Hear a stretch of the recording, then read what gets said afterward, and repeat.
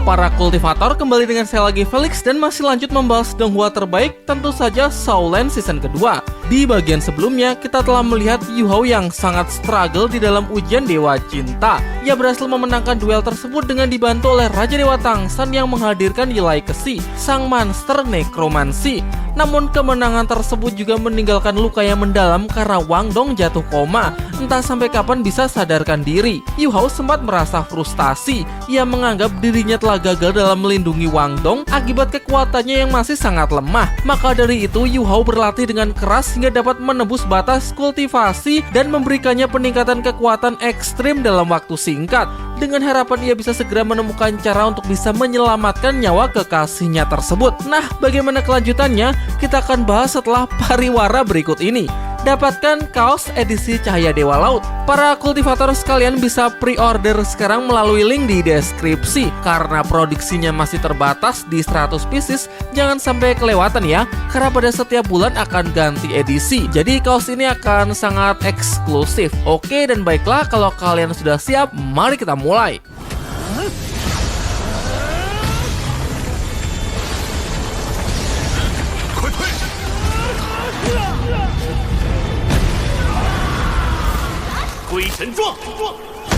Di arena latihan Sekte Tang terlihat Susansi yang sedang latih tanding melawan Ye Guji. Susansi nampak lebih unggul karena levelnya sudah mendekati 70. Hingga tak lama kemudian Yu Hao telah keluar dari ruang es surgawinya menantang Susansi untuk sparring melawannya. Tidak hanya lukanya yang sudah sembuh total, tetapi Yu Hao menjelaskan bahwa seluruh meridian di tubuhnya kini telah terhubung. Kekuatan elemen langit dan bumi dalam tubuhnya juga telah berhasil ia padukan sepenuhnya. Untuk membuktikan sudah seberapa jauh peningkatannya, dimulailah sparring antara senior Susansi melawan Wo Yu Hao versi upgrade. Di awal terlihat bahwa kemampuan Yu Hao cukup menjanjikan, di mana ia mampu dengan cukup mudah membongkar pertahanan Susansi yang terkenal sangat kuat dengan keahlian pedangnya yang disebut sebagai teknik pedang Niandong. Dan sudah dapat ditebak kekuatan Wo Yu Hao sudah jauh melebihi ekspektasi.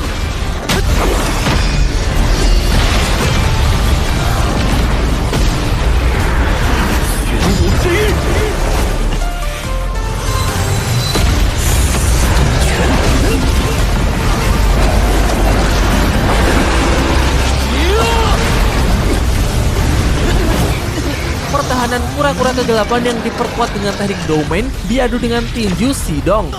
Kemenangan telak untuk Yu Hao membuat Susansi terlempar keluar arena. Selepas pertandingan, Yu Hao meminta maaf karena ia sudah berlebihan. Hal ini karena ia juga tidak tahu seberapa kuat tekniknya tersebut. Kalau saja ia bisa mengukurnya, pasti akan sedikit menahan diri sehingga senior Susansi tidak akan terluka. Namun tentu saja Susansi sama sekali tidak menyalahkannya. Sebaliknya, ia dan Bei Bei sangat bangga dengan peningkatan kekuatan juniornya yang sangat luar biasa. Wo Yu Hao kemudian menjelaskan bahwa dalam latihannya di ruang es surgawi, ia menggabungkan seluruh kemampuannya menjadi satu hingga dapat menciptakan 3 teknik utama, yaitu teknik telapak yang bernama Haodong, teknik pedang bernama Niandong, dan juga teknik tinju bernama Sidong. 2 teknik yaitu teknik tinju dan teknik pedang baru saja ia perlihatkan, sedangkan teknik telapak belum sepenuhnya ia kuasai karena membutuhkan pengumpulan kekuatan dan kultivasi tinggi. Setelah menjelaskan perkembangannya, Yu Hao kemudian menanyakan bagaimana keadaan Wang Dong saat ini. Apakah Sekte Hao Tian sudah menyampaikan kabar baik? Namun sayangnya Bei Bei menggelengkan kepala pertanda bahwa belum ada kabar apapun. Daripada memikirkan hal itu, saat ini sedang ada masalah yang jauh lebih mendesak. Bei Bei menjelaskan bahwa Kekaisaran Riwei tengah menyandera para mastro dari berbagai sekte dan akademi pasca turnamen Mastro Elite Benua. Dilihat dari situasinya, nampaknya perang besar sudah semakin dekat. Bei Bei kemudian mengajak Yu Hao menghadiri rapat para petinggi di Pavilion Dewa Laut untuk membicarakan masalah ini lebih lanjut.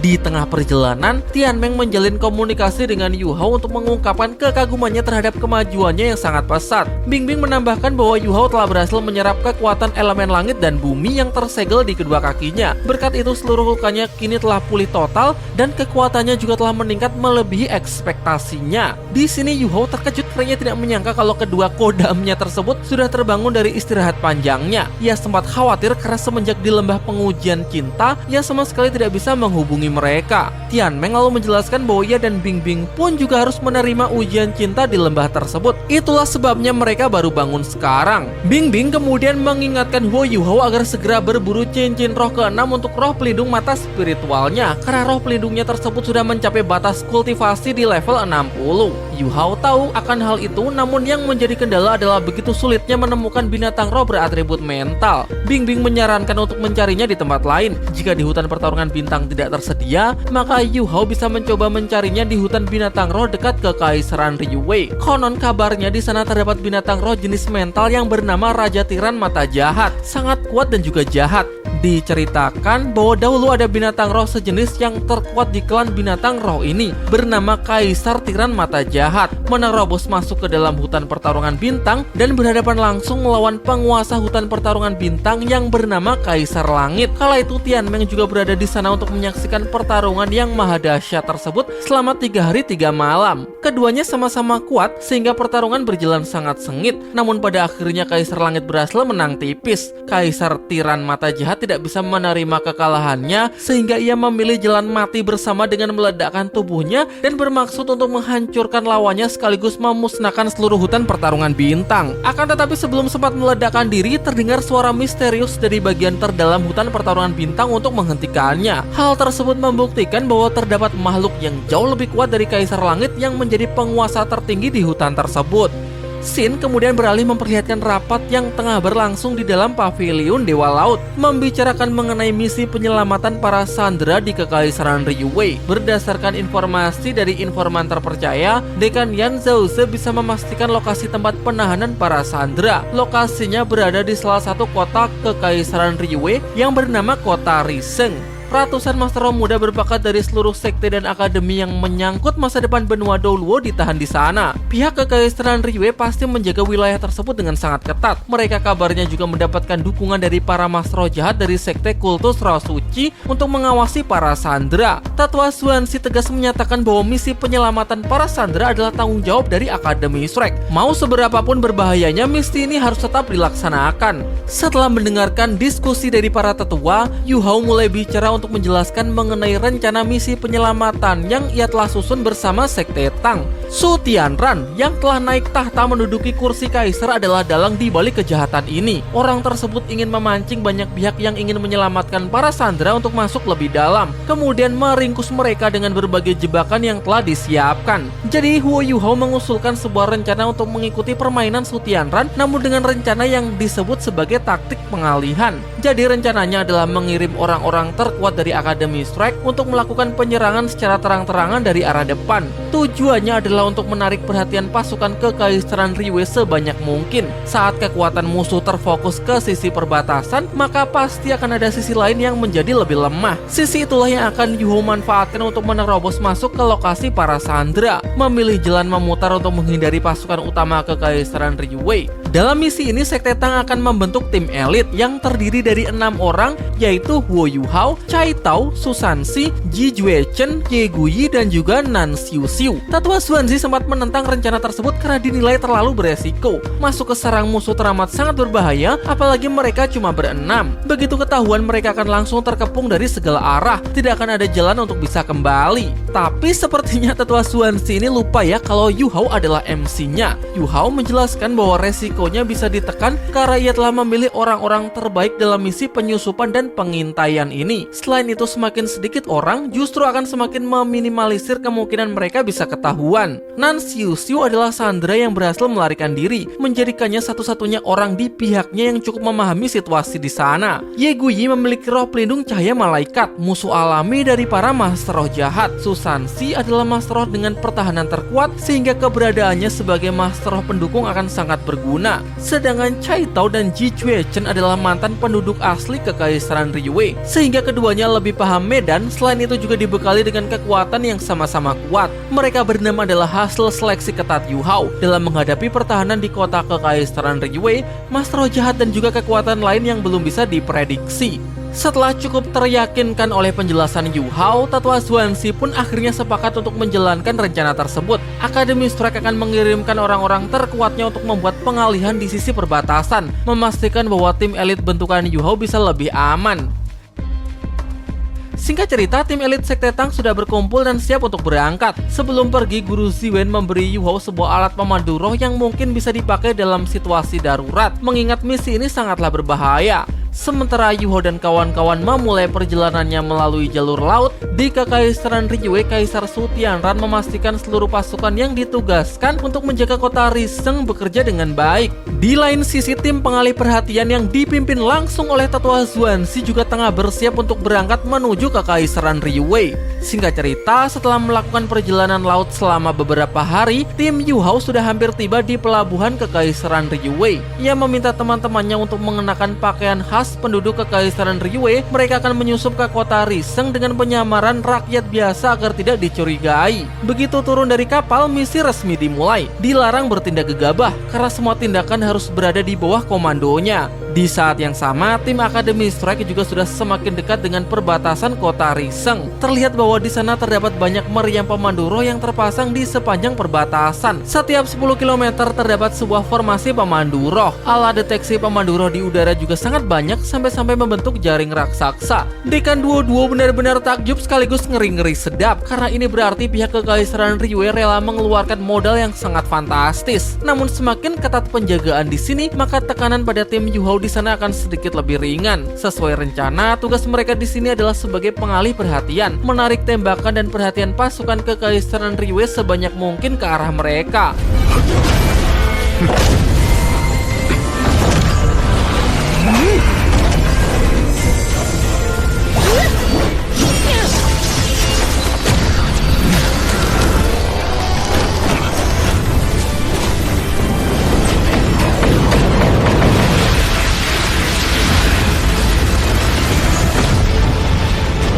Misi telah resmi dimulai. Para tetua Akademi Strike merilis teknik rohnya masing-masing dan berhasil memancing perhatian pihak musuh di perbatasan. Kekacauan ini pun tim Yu Hao manfaatkan untuk segera menyusup ke kota. Sesaat setelah turun dari kapal, mereka berpencar sesuai arahan Yu Hao menuju kota Riseng, lokasi yang dikatakan sebagai tempat penyekapan para sandera. Berita mengenai wilayah perbatasan yang mendapatkan serangan sudah sampai di telinga Kaisar Su Tianran. Ratusan meriam pemandu roh hancur akibat serangan tersebut. Hal ini membuatnya sangat murka karena begitu banyak kerugian yang harus ditanggung akibat pasukannya yang tidak becus dalam menghandle situasi tersebut. Di satu sisi, ia cukup senang karena akhirnya pihak Akademi Strike mulai mengambil tindakan sesuai dengan prediksinya. Namun Permaisuri Jushi punya pandangan lain, di mana ia berpikir bahwa serangan ini cukup mencurigakan. Sejak dahulu pihak Akademi Strike selalu memilih sikap netral dan tidak banyak ikut campur dalam urusan yang terjadi di benua Douluo. Namun kali ini berbeda, bahkan sampai mengerahkan para Feng Hou Douluo untuk melancarkan serangan. Jadi ia rasa tujuan mereka sebenarnya bukan untuk menghancurkan, melainkan hanya sebagai ancaman. Mereka hanya menyerang dengan brutal tanpa menggerakkan pasukan yang terorganisir. Sepertinya sengaja hanya ingin menarik perhatian kekuatan tempur Kekaisaran Liyue, terutama para Feng Hou Douluo dari sekte kultus roh suci. Jadi kesimpulannya pihak Akademi Strike mungkin punya tujuan lain. Sementara itu, tim Yu Hao telah tiba di gerbang masuk kota Riseng. Wilayah ini dijaga oleh para prajurit Kekaisaran Liyue. Orang-orang yang diperbolehkan masuk ke dalam kota diseleksi dengan sangat ketat. Tidak cuma disenjatai dengan banyak meriam pemandu roh tingkat tinggi, namun juga dipasang berbagai alat pemandu roh pendeteksi jarak jauh di segala medan. Cai Tao menilai bahwa dengan alat pendeteksi se-advance ini, bahkan sekalipun ada seekor lalat yang ingin terbang memasuki kota, bisa langsung terdeteksi. Selain itu, banyak prajurit yang terus berpatroli untuk memastikan situasi tetap terkontrol. Ada juga ribuan pasukan pertahanan yang bermarkas di luar kota. Jaraknya sangat dekat dengan gerbang masuk, sehingga begitu ada masalah di kota, mereka akan langsung tiba hanya dalam hitungan menit. Dan yang paling merepotkan bagi para penyusup adalah seleksi masuk di depan gerbang. Terdapat alat pemandu roh pendeteksi kekuatan roh. Alat tersebut mampu mendeteksi adanya kekuatan roh pada tubuh seseorang. Bahkan manusia biasa yang hanya punya sedikit kekuatan roh pun akan langsung terdeteksi. Jadi hanya orang-orang tanpa kekuatan roh yang diperbolehkan lewat. Jelas ini akan jadi masalah terbesar bagi tim Yu Hao.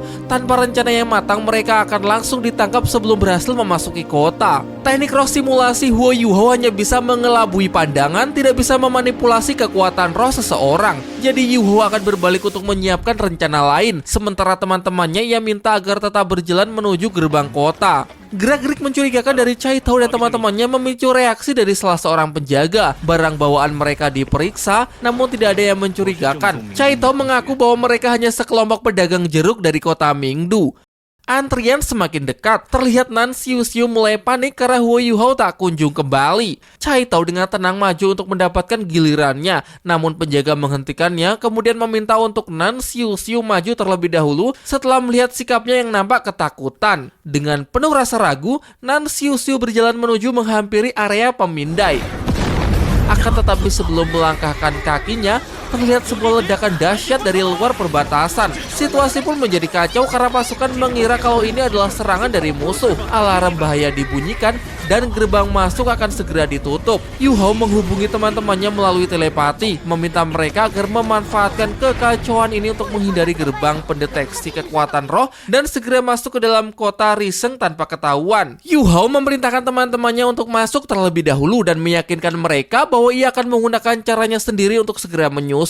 Di sisi lain, para penjaga telah tiba di lokasi terjadinya ledakan. Namun anehnya mereka tidak menemukan petunjuk apapun mengenai penyebab dari ledakan tersebut, sehingga komandan memerintahkan para bawahannya untuk segera kembali ke posnya dan melanjutkan tugasnya masing-masing di gerbang kota. Gerbang kota pun kembali dibuka. Huo Yuhao menyamar sebagai warga biasa dan melewati alat pendeteksi sesuai prosedur. Semua berjalan lancar, tidak ada kekuatan roh yang terdeteksi sama sekali sehingga penjaga memperbolehkannya untuk lewat. Dijelaskan bahwa setelah 3 bulan lebih bermeditasi, ia telah berhasil menaikkan tingkat kekuatan mentalnya sekali lagi. Kekuatan mentalnya mampu ia gunakan untuk menekan sepenuhnya kekuatan roh di dalam tubuh, sehingga ia bisa mengelabui alat pendeteksi, mengiranya sebagai manusia biasa tanpa kekuatan roh. Chai Tao dan yang lainnya sudah tiba di penginapan. Namun hingga larut malam, Huo Yuhao belum juga menyusul. Khawatir jika Yuhao sudah tertangkap, Su Sanxi berinisiatif untuk pergi keluar mencarinya. Namun tak lama setelah itu, Yuhao datang menepuk pundaknya. Setelah bergabung dengan teman-temannya, Yuhao menjelaskan observasinya mengenai kota Riseng. Meskipun penjagaan di sini sangat ketat, namun ia sama sekali tidak melihat tanda-tanda keberadaan Master Roh. Tempat penyekapan para sandera pasti sangat tersembunyi dan untuk menghindari deteksi, kemungkinan lokasinya berada di bawah tanah. Namun mereka tidak boleh terburu-buru. Lagi pula misi pertama untuk menyusup ke kota Riseng telah berhasil, jadi Yuhao menyarankan untuk beristirahat terlebih dahulu dan baru mulai bergerak keesokan harinya.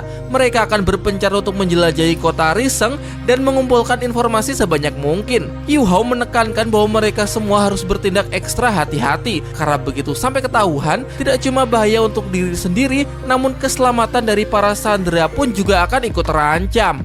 Pada keesokan paginya, berita mengenai penyerangan di perbatasan telah disebarkan. Penyerangan terjadi di sepanjang perbatasan Kekaisaran Riwei. Pasukan berusaha menahan musuh menggunakan meriam pemandu roh dan berhasil mempertahankan wilayah tersebut.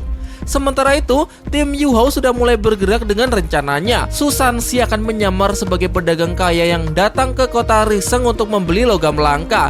Ji Jue Chen akan menemaninya dengan berperan sebagai pengawal. Targetnya adalah wilayah distrik komersial di bagian selatan kota untuk mencari informasi sebanyak-banyaknya. Sementara Chai Tao akan satu tim dengan Ye Guyi, menyamar sebagai pasangan suami istri yang datang ke kota Riseng untuk berdagang jeruk. Targetnya adalah kota bagian utara. Terakhir, Yu Hao satu tim dengan Nan Xiu Xiu akan mendatangi fasilitas militer yang ada di kota Riseng.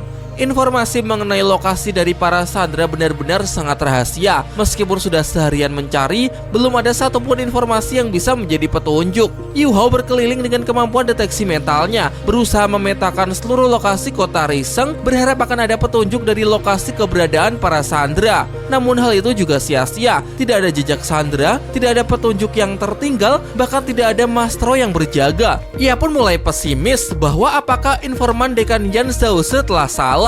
Sampai kemudian Yu Hao merasakan ada gejolak kekuatan roh yang tidak jauh dari lokasinya dan sesegera mungkin ia langsung mengejarnya. Diperlihatkan seorang pria bongsor berdandan seperti wanita tengah menjajakan dagangannya di tengah kota, berjualan sebotol cairan hijau aneh, namun tidak ada satupun orang yang mau membelinya. Hingga jam dinding menunjukkan waktu lewat tengah malam. Mengetahui hal itu, si pria aneh tergesa-gesa pergi, sampai-sampai secara tidak sengaja ia menjatuhkan sebuah lencana. Lencana tersebut kemudian diketemukan oleh Huo Yuhao, lencana yang menunjukkan bahwa pemiliknya adalah seorang bangsawan. Yu Hao mengikuti si pria aneh hingga tiba di sebuah lokasi gelap yang disinyalir sebagai markasnya para mastro jahat di kota ini. Setelah ikut masuk, ia mendapati seorang praktisi mastro jahat wanita yang terlihat sedang menyiksa si pria aneh dengan sebuah cambuk. Di sini si wanita murka karena si pria telah gagal dalam menjual barang dagangannya. Setelah puas menyiksa, wanita itu hendak langsung menyerap jiwa si pria malang tersebut untuk meningkatkan kultivasinya. Namun sebelum sempat memulai ritual, ia merasakan kehadiran seseorang yang sedang mengintip, kemudian langsung mengejarnya.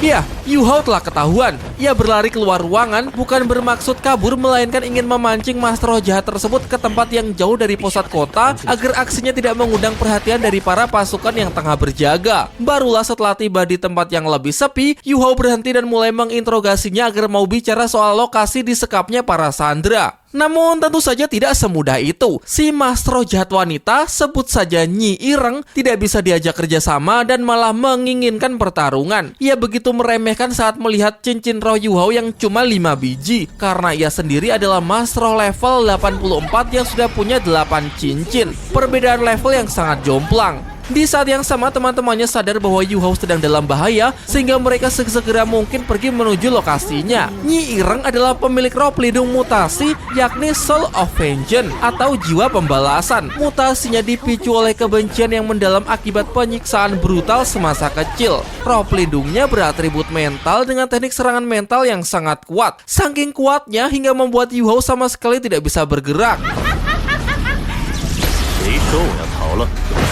Namun udah ya ketawanya. Tentu saja Yu Hao hanya berpura-pura untuk melemahkan kewaspadaan musuh. Ia adalah sang ahli kekuatan mental. Jelas serangan mental murahan semacam ini tidak akan cukup kuat untuk bisa menahannya. Yu Hao sengaja memancing lawannya untuk masuk ke dalam pertarungan adu mental, keahlian yang sangat ia kuasai.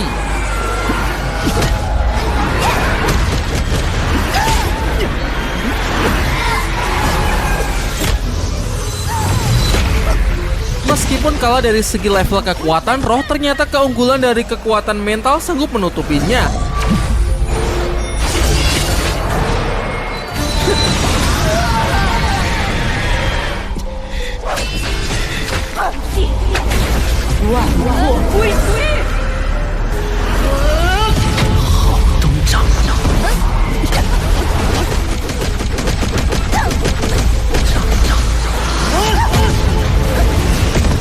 Nyi Ireng telah terluka parah. Satu serangan terakhir untuk mengakhiri pertempuran.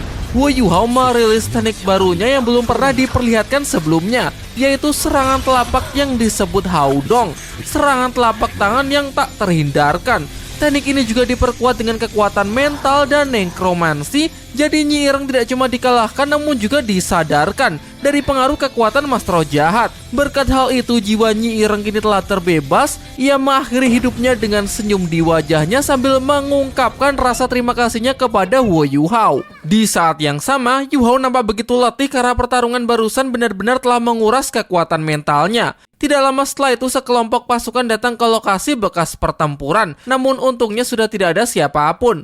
Yu Hao bersama kawan-kawannya sudah terlebih dahulu meninggalkan lokasi untuk kembali ke penginapan. Semalaman penuh, Yu Hao berkultivasi untuk memulihkan dirinya. Pagi harinya setelah pulih, ia tidak ingin buang-buang waktu lagi dan segera menginterogasi Feng Ling untuk mengorek informasi mengenai lokasi disekapnya para sandera. Ya, pria aneh yang sempat disiksa oleh para mastro jahat. Nan Xiu Xiu menjelaskan bahwa kondisi mental orang ini sudah benar-benar cacat akibat pengaruh kekuatan dari para mastro jahat. Yu Hao kemudian mendekat untuk mencoba menarik perhatiannya yang nampak begitu trauma. Diketahui bahwa pria ini bernama Feng Ling. Ia adalah ketua muda sekte Zongtian yang diundang sebagai tamu untuk menyaksikan turnamen Mastro Elite di Kekaisaran Riwei. Namun sialnya, acara menjadi kacau dan ia ikut ditangkap bersama para sandera lainnya. Yu Hao kemudian menggunakan kemampuan nekromansinya untuk membersihkan kekuatan jahat di dalam jiwanya. Usahanya lumayan berhasil. Terlihat dari Feng Ling yang perlahan mulai mengingat siapa dirinya. Ia kemudian juga menceritakan siksaan kejam dari para mastro jahat yang telah menyekap dan mengubahnya menjadi wanita. Ia lalu diperbudak dengan memaksanya pergi untuk menculik anak-anak. Yu Hao mencoba menenangkannya dengan mengatakan bahwa orang jahat yang selalu menyiksanya sudah ia bunuh. Dan kedatangannya kali ini adalah untuk membebaskan membebaskan mereka semua yang menjadi sandera. Akhirnya informasi yang selama ini Yu Hao cari keluar dari mulut Feng Ling. Feng Ling mengatakan bahwa para sandera dikurung di penjara air yang berada di bawah tanah, di luar tembok kota selatan. Yu Hao membius Feng Ling yang nampak masih mengalami trauma berat agar bisa tertidur dengan tenang. Sementara setelah mendapatkan informasi berharga tersebut, Yu Hao segera menyusun strategi penyelamatan. Cepat atau lambat pihak musuh pasti akan mencari mereka, mengingat ada satu sandera yang hilang serta terbunuhnya seorang master roh jahat 8 cincin. Sekte kultus roh suci tidak akan tinggal diam. Nanti malam Yu Hao berniat pergi ke lokasi yang disebutkan oleh Feng Ling. Ia akan mengajak Susansi karena wilayah air adalah keahliannya. Ye Guyi juga menawarkan diri untuk ikut serta, mengingat roh pelindung cahaya malaikatnya adalah musuh alami dari para master roh jahat. Ketiganya berpencar untuk menuju titik yang sama, melewati para prajurit yang tengah berjaga dan mendekat ke lokasi parit kota, aliran air buatan yang menuju ke bawah tanah.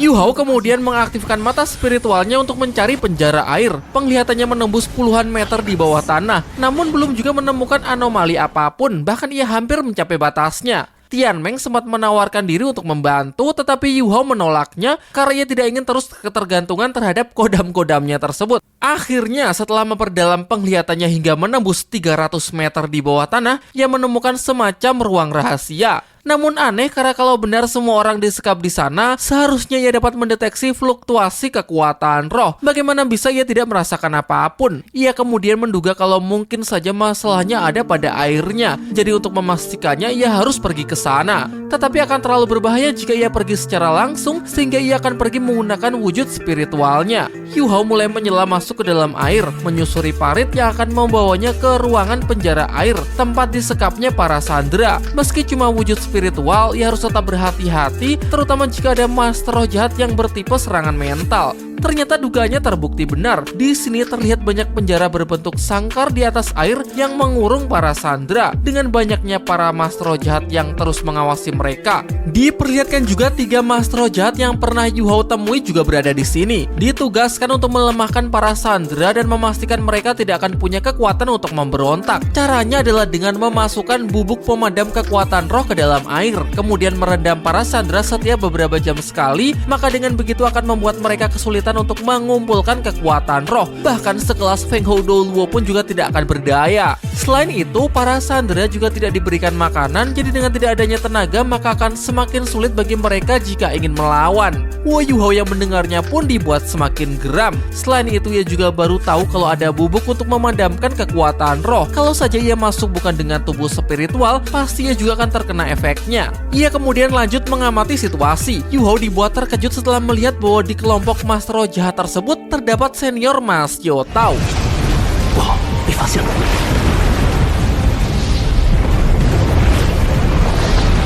Sayangnya tidak lama kemudian setelah seorang master roh jahat menyadari kalau ada penyusup, sehingga Yu Hao terpaksa segera pergi melarikan diri. Alarm dibunyikan, para penjaga pun mengaktifkan mode siaga. Salah seorang master roh jahat cukup terkejut setelah tahu ada orang yang bisa menemukan dan menyusup ke lokasi bawah tanah yang begitu tersembunyi, bahkan juga sampai bisa mengatasi air yang sudah diberi racun. Ia menduga bahwa orang tersebut pasti ada hubungannya dengan Wu Yun. Oh iya, master roh jahat wanita yang tadi namanya ternyata Wu Yun, bukan Nyi Ireng ya. Saya juga baru tahu, tapi karena malas record ulang jadi nggak apa-apa. Kembali ke cerita, Yu Hao dengan cepat keluar dari bawah tanah dan berhasil kembali dengan aman ke tubuh aslinya. Dia kemudian menjelaskan bahwa para sandera memang disekap di tempat tersebut, namun ada 2 masalah besar yang harus diatasi. Pertama, saluran dan penjara air yang menahan para sandera sudah dicampur dengan bubuk pemadam roh yang dapat menekan kekuatan roh seseorang. Jika hal ini tidak diatasi, maka mengirim tim penyelamat ke sana sama saja dengan misi bunuh diri. Kemudian masalah kedua, penjara dijaga ketat oleh para master roh jahat tingkat Feng Hou Douluo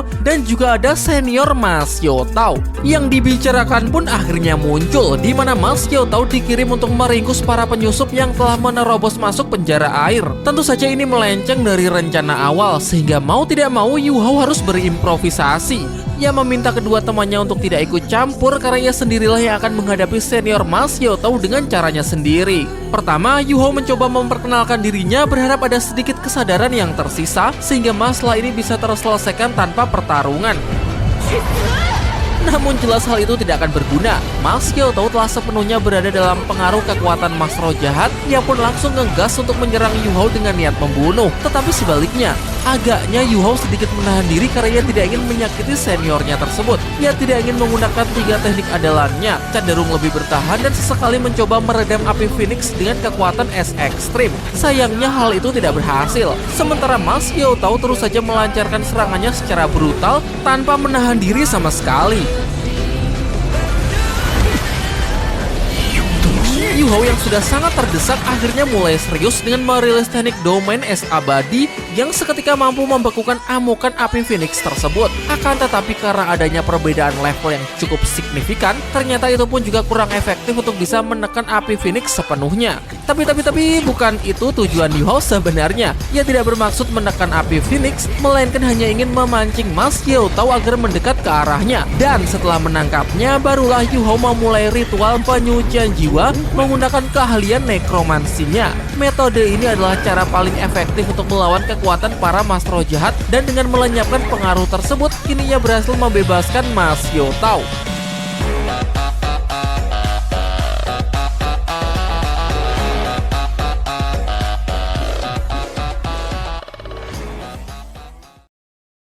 Kini ia berhasil membebaskan Mas Xiaotao. Perlahan Mas Xiaotao telah berhasil mendapatkan kesadarannya kembali. Ia dapat mengenali Huo Yuhao. Ia juga tahu siapakah dirinya, termasuk dapat mengingat kejahatan-kejahatan yang telah ia perbuat selama dalam pengaruh Master Roh Jahat. Namun sekarang bukanlah waktunya untuk menyesali hal tersebut karena ada masalah yang lebih mendesak. Yu Hao menjelaskan bahwa saat ini ada ratusan Master Roh dari berbagai sekte dan akademi yang disekap di penjara air bawah tanah. Jadi ia membutuhkan bantuannya untuk menyelamatkan mereka semua. Di tengah pembicaraan, tiba-tiba Mas Xiaotao sadar akan ada orang yang datang, jadi ia meminta Yu Hao untuk segera pergi. Mereka adalah para Master Roh Jahat. Mas Xiaotao yang telah sepenuhnya tersadar kini beralih menjadi sekutu Huo Yuhao. Ia membohongi para Master Roh Jahat tersebut dengan mengatakan bahwa ia tidak menemukan siapapun. Ia malah beralasan bahwa mungkin saja aura dari para Master Roh yang dipenjara terlalu kuat menghasilkan entitas mental yang tidak bernyawa. Bukan penyusup, jadi bukan sesuatu yang perlu dikhawatirkan. Sementara itu, Susansi sangat senang setelah melihat Yu Hao yang telah berhasil menyadarkan Mas Xiaotao. Kini mereka telah mendapatkan dukungan yang kuat sehingga peluang dalam misi penyelamatan ini akan menjadi jauh lebih besar.